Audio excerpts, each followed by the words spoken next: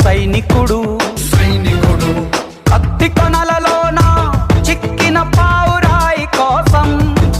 ప్రాణ కవచమై రణముకు వచ్చిన రక్షకుడు